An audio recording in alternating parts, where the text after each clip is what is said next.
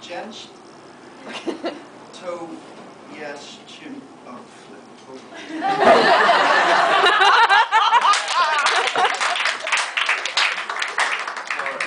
hello everyone. My name is Francis. Some of you know me and some of you don't know me, but for the next 4 minutes you need only know me as the best man. But having said that, the most important man in the room today is Boris, and in the next 4 minutes I'm going to be educating you in the ways of the Boris. Some of you don't know him very well, and I'd say most of you haven't known him as well as I have, with the exception of the parents and Charlotte. And it seems only fitting and fair to all of you that I give you the full story. Just to begin, let me make 2 short announcements. First of all, this is my first Best Man speech, and depending on how well I carry on for about the next 4 minutes, it could be my last. But I consulted far and wide to see if I could find out what made a good, nay, great Best Man speech, and I think the best piece of advice I was given was that it should be approximately 10% schmaltz and 90% embarrassing Boris. With this in mind, let me just begin by saying, look at Charlotte! Isn't she gorgeous?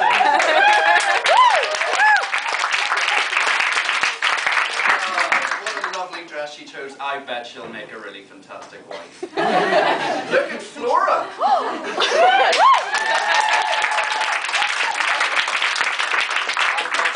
Charlotte, loads and loads. What a helpful girl. Watch out, guys. Look at Boris.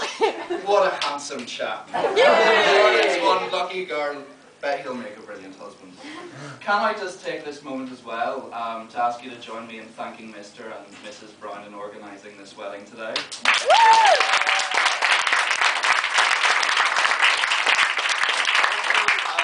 Fantastic catering staff that have just given us such a delicious dinner.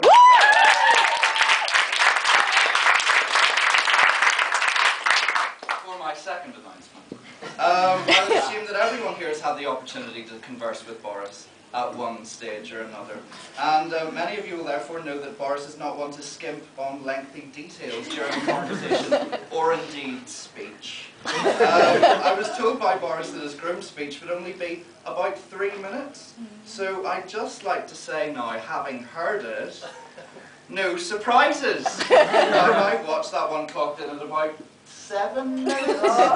Typical Boris. Why use 10 words when you can use 10 sentences? I think you can forgive him though, because in his shoes there would be a lot to say on such a special occasion, especially with such a beautiful bride. Now, ladies and gentlemen, I must confess I find myself in a rather novel situation. Now I have little under 5 minutes where I can talk, and Boris is not allowed to interrupt. You have no idea how long I've dreamt of an occasion. Let's start at the beginning, shall we? Boris and I have known each other for most of our adult lives. Now that equates to about the last 3 years. We met at university, however it was at the German society called Deutsch macht Spaß. Most of our adventures took place. Unusually, in the history of the German society, Boris did not need to be plied with drink in order to take on the role of president.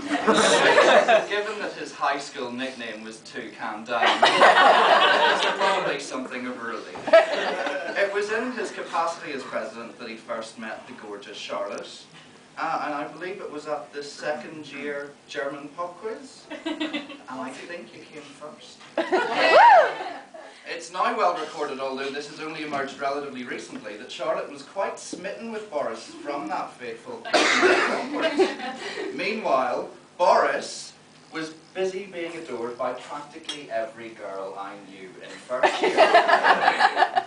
This created something of a tradition amongst German society presidents, which may be denied in sober married years, but will not and should not be denied Boris and Charlotte. As president, Boris certainly exemplified many of the traits one would seek to find in a good husband. For example, he showed an impressive degree of ambition when, as the new president of the society, he was invited to tea with the German consul and proceeded to spend a good section of the meeting inquiring as to any vacancies there may be for him in the German Foreign Service.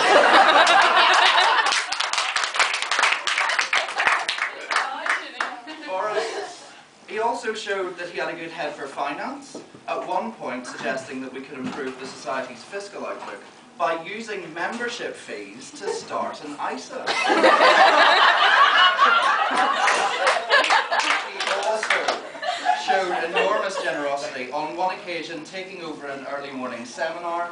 It was actually a debate about tuition fees, and conducting it single-handedly so that the rest of us could all be quiet and hide like the hungover bleary-eyed students that we were. In all seriousness though, it's a rare and happy occasion to be able to see two of my closest friends getting married, and it's a privilege to be here with you today. I can honestly say that I've shared some of the best times with both of them.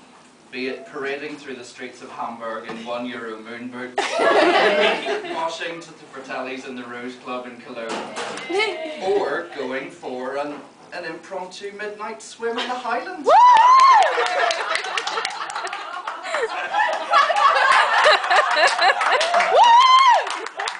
Boris is a fantastic chap. He's a great friend, and I know he's going to be a superb husband to Charlotte. I wish them both every happiness as they embark on their adventure together, and I remind them that regardless of wherever they go and whatever life throws at you, I still have those photographs.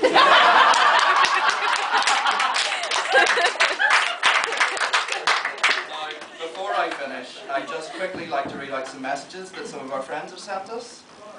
The first one is from Kelly MacDonald, most of you know her as Kez. Woo!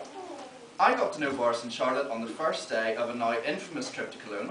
It was the first of a great many fantastic evenings in the company of these two excellent individuals and with generous amounts of alcohol. The thing about the both of you is that it's impossible not to have fun in your company, whether crisis managing the German society or running around naked on the bonny shores of Loch Morley.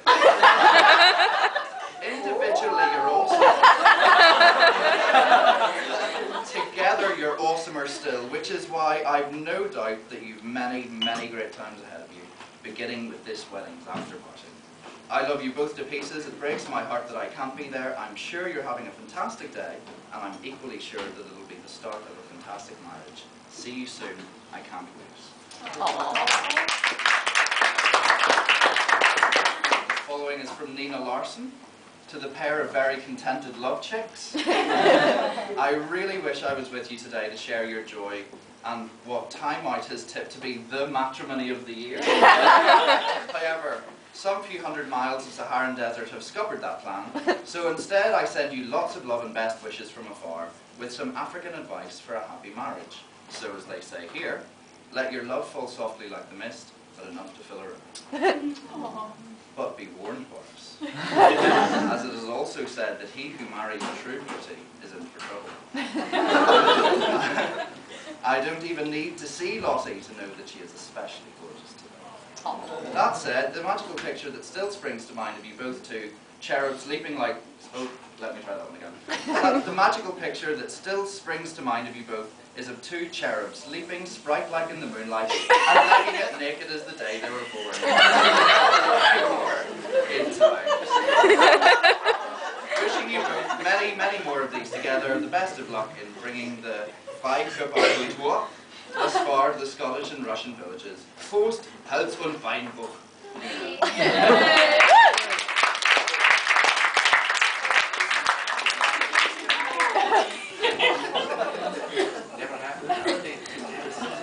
Okay, the next one, there are only 4. Third, it's going to be okay. This is from Chris Dixon. Hey. Boris, I've known you since you arrived at school many years ago. When you arrived, I thought you were crazy. I've confirmed that since. Do you still shiver uncontrollably if someone holds their hand anywhere close to your cheek? I'm sure someone will test that tonight. I think some of the greatest and worst memories come from your birthday extravaganzas. For such a harmless guy, you've entertained the police a surprising